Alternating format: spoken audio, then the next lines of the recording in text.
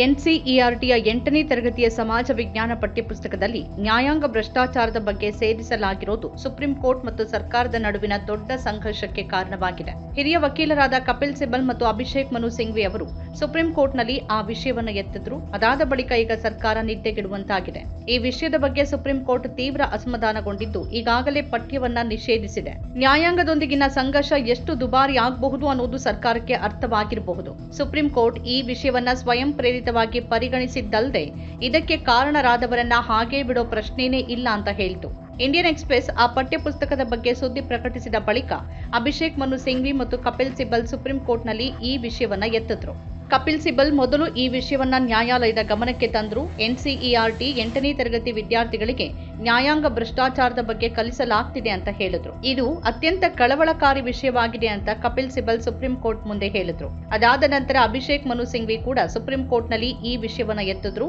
ಇತರ ಕ್ಷೇತ್ರಗಳಲ್ಲೂ ಭ್ರಷ್ಟಾಚಾರ ಇದೆ, ಆದರೆ ನ್ಯಾಯಾಂಗ ಭ್ರಷ್ಟಾಚಾರವನ್ನ ಮಾತ್ರ ಯಾಕೆ ಗುರಿಯಾಗಿಸಲಾಗ್ತಿದೆ ಅನ್ನೋ ಪ್ರಶ್ನೆಯನ್ನ ಅವರು ಎತ್ತಿದ್ರು. ಅದರ ನಂತರ ಸುಪ್ರೀಂ ಕೋರ್ಟ್ ಇಡೀ ವಿಷಯವನ್ನ ಗಂಭೀರವಾಗಿ ತೆಗೆದುಕೊಳ್ತು. ಅಭಿಷೇಕ್ ಮನು ಸಿಂಘ್ವಿ ಮತ್ತು ಕಪಿಲ್ ಸಿಬಲ್ ಈ ವಿಷಯದಲ್ಲಿ ಇಡೀ ನ್ಯಾಯಾಂಗ ವ್ಯವಸ್ಥೆಯನ್ನ ಒಂದುಗೂಡಿಸಿದ್ದಾರೆ ಅಂತ ಹೇಳ್ಬೋದು. ಈಗ ಸುಪ್ರೀಂ ಕೋರ್ಟ್ ಆ ಪಠ್ಯಪುಸ್ತಕದ ಮರುಮುದ್ರಣವನ್ನ ನಿಲ್ಲಿಸಿದ್ದಲ್ಲದೆ ಈಗಾಗಲೇ ಮುದ್ರಿಸಲಾದ ಪುಸ್ತಕಗಳನ್ನ ಹಿಂಪಡೆಯಲು ಆದೇಶಿಸಿದೆ. ಇದನ್ನ ಯಾರು ಮಾಡಿದ್ರು ಅನ್ನೋದರ ಕುರಿತು ಪ್ರತಿ ವಿವರವೂ ಅಗತ್ಯವಿದೆ ಅಂತ ಹೇಳಿದೆ. ಇದು ಯಾವಾಗ ನಡೆಯಿತು, ಯಾರು ನಿರ್ಧಾರವನ್ನ ತೆಗೆದುಕೊಂಡ್ರು ಅನ್ನೋದರ ಕುರಿತು ವಿವರಗಳನ್ನ ಕೇಳಿದೆ. ಇತ್ತೀಚಿನ ವರ್ಷಗಳಲ್ಲಿ ಸುಪ್ರೀಂ ಕೋರ್ಟ್ ಅನ್ನ, ಅದರಲ್ಲೂ ಸಿಜೆಐ ಅವರನ್ನ ಪದೇ ಪದೇ ಗುರಿಯಾಗಿಸಿಕೊಳ್ಳೋದು ಈ ಸರ್ಕಾರದ ಅಡಿಯಲ್ಲಿ ಬಹಳ ಸಾಮಾನ್ಯ ಘಟನೆಯಾಗಿದೆ. ಬಿಜೆಪಿ ಸಂಸದ ನಿಶಿಕಾಂತ್ ದುಬೆ ಮತ್ತು ಉಪರಾಷ್ಟ್ರಪತಿಯಾಗಿದ್ದವರು ಜಗದೀಪ್ ಧನ್ಕರ್ ಹೇಗೆ ನ್ಯಾಯಾಂಗದ ವಿರುದ್ಧ ಮಾತನಾಡಿದ್ರು ಅನ್ನೋದು ಗೊತ್ತಿದೆ. ಕಿರಣ್ ರಿಜಿಜು ಕಾನೂನು ಸಚಿವರಾಗಿದ್ದಾಗ ಅವರು ರಾಷ್ಟ್ರೀಯ ನ್ಯಾಯಾಂಗ ಆಯೋಗದ ಬಗ್ಗೆನೂ ಮಾತಾಡಿದ್ರು. ಕಳೆದ ವರ್ಷ ನ್ಯಾಯಮೂರ್ತಿ ವರ್ಮಾ ಮನೆಯಲ್ಲಿ ನಗದು ಸಂಗ್ರಹ ಪತ್ತೆಯಾಗಿತ್ತು. ಪತ್ತೆಯಾದ ಸುಟ್ಟ ನೋಟುಗಳ ಬಗ್ಗೆ ಸಾಕಷ್ಟು ಚರ್ಚೆ ನಡೆದಿತ್ತು. ಕೊಲಿಜಿಯಂ ವ್ಯವಸ್ಥೆ ರದ್ದುಗೊಳಿಸಲು ಸರ್ಕಾರ ಈ ವಿಷಯವನ್ನ ಆಧಾರವಾಗಿ ಬಳಸತ್ತಾ ಅಂತ ಜನ ಚರ್ಚಿಸೋಕೆ ಪ್ರಾರಂಭಿಸಿದ್ರು. ಸುಪ್ರೀಂ ಕೋರ್ಟ್ನಲ್ಲಿ ನ್ಯಾಯಾಧೀಶರನ್ನ ನೇಮಿಸಲು ಒಂದು ನಿಗದಿತ ವಿಧಾನವಿದೆ. ಮುಂದಿನ ನ್ಯಾಯಾಧೀಶರನ್ನ ನ್ಯಾಯಾಧೀಶರೇ ನೇಮಿಸ್ತಾರೆ. ಸರ್ಕಾರದ ಹಸ್ತಕ್ಷೇಪ ಇರೋದಿಲ್ಲ. ಆದರೆ ಇತ್ತೀಚಿನ ವರ್ಷಗಳಲ್ಲಿ ಇದೆಲ್ಲವೂ ಹೆಚ್ಚು ಚರ್ಚೆಗೆ ಬರ್ತಿದೆ. ಪರಿಸ್ಥಿತಿ ಎಷ್ಟು ಹದಗೆಟ್ಟಿದೆ ಅಂತಂದ್ರೆ ಸಾಮಾಜಿಕ ಮಾಧ್ಯಮಗಳಲ್ಲಿ ಸುಪ್ರೀಂ ಕೋರ್ಟ್ ಅನ್ನ ವಿವರಿಸಲು ಸುಪ್ರೀಂ ಚೇಂಬರ್ ಅಂತಹ ಪದಗಳನ್ನ ಬಳಸಲಾಗ್ತಿತ್ತು. ಸುಪ್ರೀಂ ಕೋರ್ಟ್ ಬಗ್ಗೆ ಬಹಳ ಟ್ರೋಲಿಂಗ್ ನಡೀತಾ ಇತ್ತು. ಸುಪ್ರೀಂ ಕೋರ್ಟ್ ಮತ್ತು ಅದರ ನ್ಯಾಯಾಧೀಶರ ಬಗ್ಗೆ ಕೆಟ್ಟದಾಗಿ ಹೇಳೋದು ಇತ್ತೀಚಿನ ವರ್ಷಗಳಲ್ಲಿ ನಡೆದಿದೆ. ನ್ಯಾಯಾಂಗವನ್ನ ಗುರಿಯಾಗಿಸೋದು ಮತ್ತೆ ಮತ್ತೆ ನಡೀತಾ ಇದೆ. ಸರ್ಕಾರ ಅತಿಯಾಗಿ ಶಕ್ತಿಶಾಲಿ ಆದಾಗಲೆಲ್ಲ ಅದು ಅಸಮತೋಲನವನ್ನ ಸೃಷ್ಟಿ ಮಾಡುತ್ತೆ.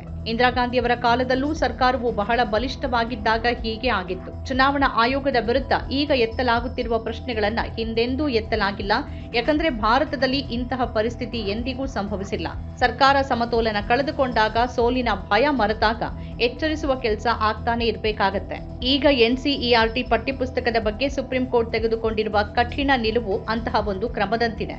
ಎನ್ಸಿಇಆರ್ಟಿ ಪಠ್ಯಪುಸ್ತಕದ ಬಗ್ಗೆ ಸಿಜೆಐ ಕ್ರಮ ಕೈಗೊಂಡ ರೀತಿ, ಸಿಟ್ಟಾಗಿರುವ ರೀತಿ ಕಳೆದ 12 ವರ್ಷಗಳಲ್ಲಿ ಎಂದಿಗೂ ಸಂಭವಿಸಿರಲಿಲ್ಲ. ನಮ್ಮ ಕಾರ್ಯಕ್ರಮಗಳನ್ನ ನೀವು ನೋಡ್ತಾ ಇದ್ರೆ ನಮ್ಮ ಚಾನೆಲ್ ಅನ್ನ ಸಬ್ಸ್ಕ್ರೈಬ್ ಮಾಡಿ, ಪಕ್ಕದ ಬೆಲ್ ಐಕಾನ್ ಒತ್ತಿ ನಮ್ಮನ್ನ ಬೆಂಬಲಿಸಿ. ಹಾಗೆ ನಮ್ಮ ಕಾರ್ಯಕ್ರಮಗಳನ್ನ ಲೈಕ್ ಮಾಡಿ, ಕಮೆಂಟ್ ಮಾಡಿ, ಅದನ್ನ ಬೇರೆಯವರಿಗೂ ವಾಟ್ಸ್ಆಪ್ ಮೂಲಕ ಶೇರ್ ಮಾಡಿ. ನೀವು ಹೀಗೆ ಮಾಡಿದಾಗ ನಮ್ಮ ಚಾನೆಲ್ ಮತ್ತಷ್ಟು ಜನರಿಗೆ ತಲುಪಲು ನೀವು ನಮ್ಮೊಂದಿಗೆ ಸಹಕರಿಸಿದ ಹಾಗಾಗುತ್ತೆ. ಇದು ನೀವು ಯಾವುದೇ ಖರ್ಚಿಲ್ಲದೆ ಕೆಲವೇ ಸೆಕೆಂಡುಗಳಲ್ಲಿ ನೀಡಬಹುದಾದ ಸಹಕಾರ. ಧನ್ಯವಾದಗಳು.